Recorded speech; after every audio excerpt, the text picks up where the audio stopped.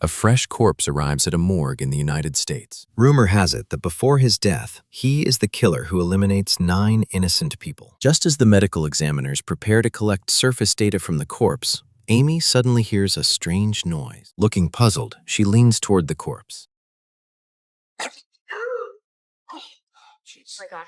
Oh, jeez. Her partner Seth explains this is just a death rattle. He tells Amy to pack up and get ready to go home. He says he can handle the rest of the work. After all, today is her birthday. However, the recent event is a bit too unlucky for a birthday girl. Suddenly, Amy seems to hear someone calling her. Hold it. Amy is very confused. The next room is the morgue, so how can someone inside be calling her? However, the confused Amy still gathers her courage and walks inside.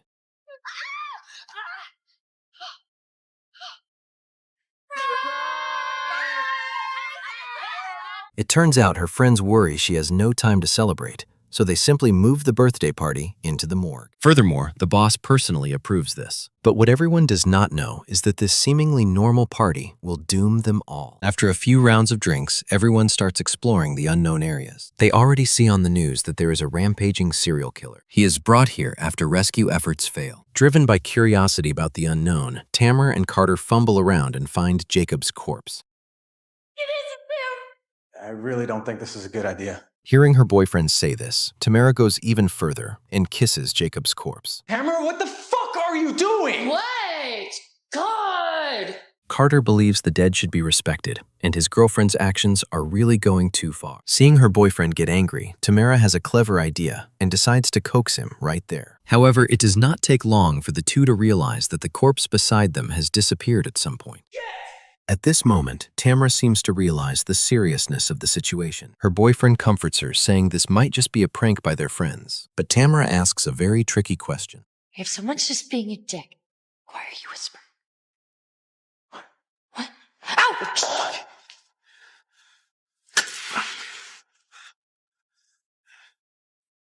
Guys?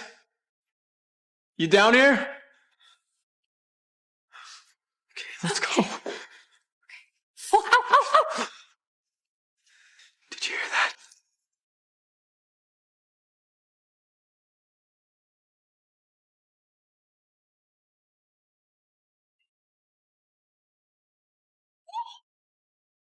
After a burst of crashing sounds and screams, covered in blood, Tamara finally stumbles out. Jacob does not chase after her, but instead pulls out a corpse. This is his Margaret. Margaret raises him from a young age with a very twisted mindset. When Jacob simply develops a crush on the opposite sex during puberty, Margaret locks him in an iron cage all day long.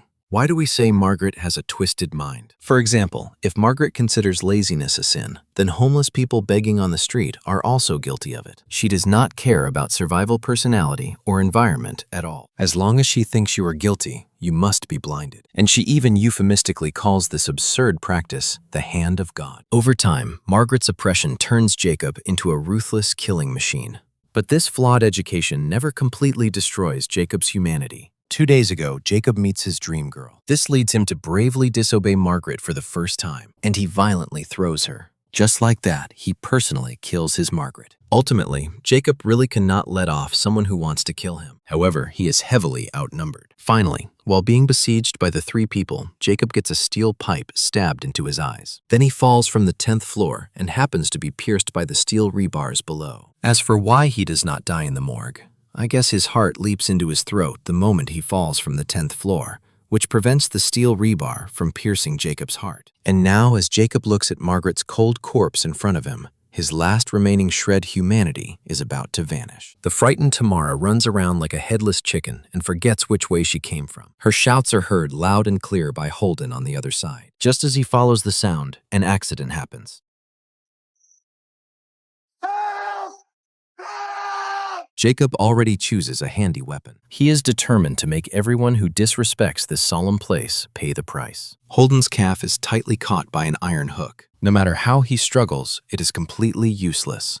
His howls of pain and despair are heard by Amy and the other 2 upstairs. They initially think Seth is just having trouble with his work, but when they come down to the autopsy room, they find the place in a complete mess. Jacob's corpse is also missing. Furthermore, there is fresh blood on the freezer. Amy opens the cabinet door. Seeing Carter's corpse inside, all three people present are quite frightened. At this moment, Jacob cuts off the power to the entire morgue. Seth finds a flashlight in the drawer and turns on the emergency light. This finally brings a little bit of light to the dark and panicked morgue. What is even more terrifying is that because photography is not allowed here, everyone locked their recording devices, including cell phones, in the safe before coming in. Only Holden knows the password. At this time, they still do not understand what is happening. But one thing is certain, which is a murder has happened here, and they must call the police as soon as possible. Amy finds a flashlight from the drawer. Will grabs a sharp knife just in case. After all, this place is so huge, and a murder has occurred, so there is no telling what accidents might happen. However, just as the three of them set off, they find Holden's cold corpse around a corner. Now, they are completely screwed. He is the only one who knows the password to the safe storing their cell phones. Now, the only way to contact the outside world is to walk straight out the front door. Obviously, the three of them also realize this and immediately head towards the main door.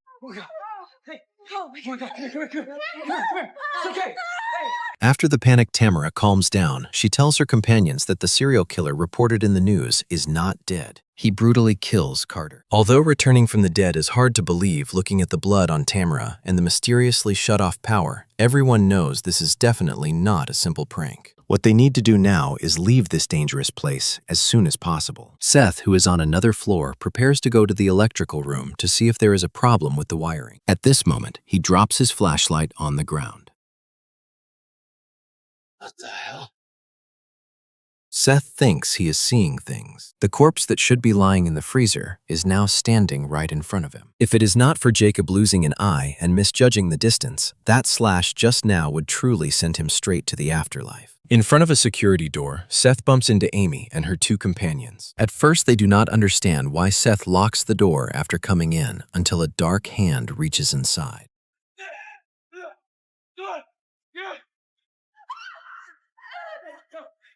Jacob smashes open the security door like it is made of tofu. Everyone finally realizes that the killer sets his sights on them. Having never experienced this before, everyone instantly panics and only cares about running for their lives. They completely fail to notice that they split up in different directions. And this gives Jacob the perfect opportunity to pick them off one by one. By the time Kayla realizes what is happening, it seems too late. Looking at the dead silence around her, Kayla suddenly feels an ominous premonition. To prevent any accidents, she locks herself in the bathroom. Because of this, Kayla completely misses her companions outside. It's off.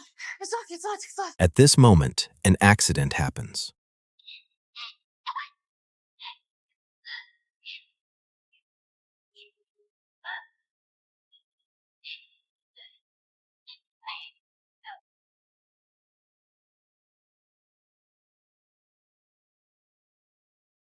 Just like that, Kayla is killed. On the same floor, Seth and Tamara discover that someone already seals the exit with iron chains. There is no doubt that Jacob does this. Now, if they want to escape, the two can only head to another exit on the east side. Just as they are about to set off, deep, heavy footsteps suddenly come from the dark corridor ahead. In this place, only someone of Jacob's size can make such a sound. This forces the two to quickly hide in the room. In a panic, Tamara hides behind a locker, while Seth hides under a surgical instrument table. At this moment, the door opens. The two are so nervous that they do not even dare to breathe. Coincidentally, Amy and Will are right next door to them. However, at this extremely critical moment, the strong smell of makeup on Tamara exposes her position.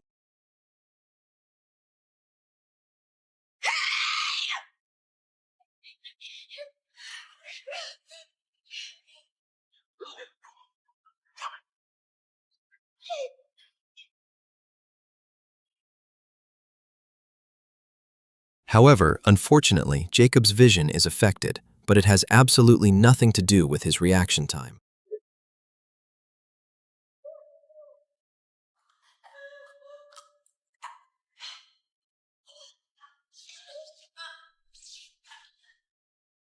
At this moment, Will, who has been working out for 2.5 years, cannot stand it anymore. He smashes the glass between the two rooms and saves Seth, who is in imminent danger. He is determined to teach Jacob a lesson. But judging from the current situation, he is like a little chick in front of Jacob with completely no power to resist. In order not to cause trouble for Will, Seth decisively takes Amy away from here. After confirming the two have left, Will decisively launches a sneak attack on Jacob. But to be honest, Jacob is a guy who falls from the 10th floor and survives a steel rebar piercing his heart. Using a scalpel really underestimates him. Meanwhile, Amy and Seth, whom he risks his life to save, now discover in horror that the exit is not only locked, but also sealed with Tamara's corpse. But now is not the time to feel sad for her. At this moment, Will's tragic screams come from the basement. Amy knows that if they do not fight Jacob, they will never be able to leave this place safely. Then the two decisively follow the sound to the basement. This place is full of corpses waiting to be cremated. Therefore, a trembling white cloth quickly helps them locate Will's bed. But what is puzzling is that after Amy tears the tape off Will's mouth, he keeps telling her to run away quickly.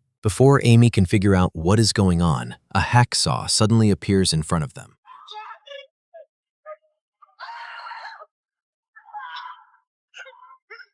It turns out this is a trap deliberately set by Jacob for the two of them. What is confusing is how Jacob, who is here for the first time, knows the layout better than the people who work here. But now is not the time to discuss this. Seth takes a chainsaw hit for Amy, which finally makes her realize the power gap between them and Jacob. Now she must first stop the bleeding from Seth's wound. Otherwise, he could bleed to death at any moment. The two pass through the iron doors of the underground passage. These two heavy iron doors should buy them some time. This also means that the two of them are trapped on this floor. But right now, the most urgent task is to stop Seth's bleeding first. As for how to get out, they can think about it later. Sorry. Okay. Then they plan to escape through this old and dilapidated window. But Seth is too big to climb out. Having no other choice, Amy has to go out and seek help by herself. But soon, Amy comes back. It turns out Jacob always wanders around their only exit. Did he see him?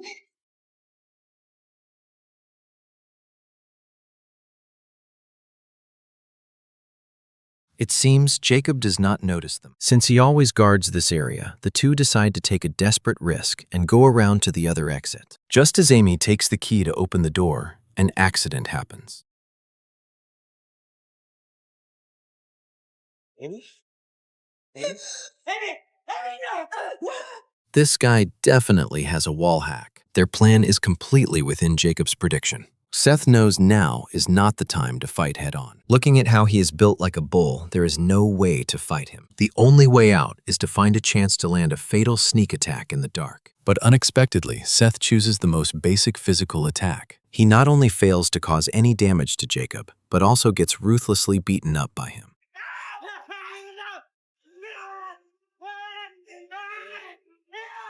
Just as Seth is getting beaten to a pulp, he grabs the disinfectant used to wash the internal organs of corpses. More importantly, this equipment runs on a different power line. This means even though the power is out, the equipment still works perfectly. You're not so tough. As Seth turns on the disinfectant switch, Jacob's body instantly suffers a severe chemical reaction. Finally, this ruthless killing machine temporarily loses his life. For everyone other than Tamara and Carter, this is completely an unexpected disaster. Tonight only, Seth walks out of this morgue alive. He endures the severe pain from his shoulder and whole body and gets out of the car to push away the access barrier. But at this time, he discovers a terrifying thing, which is the originally tightly closed car door is opened by someone.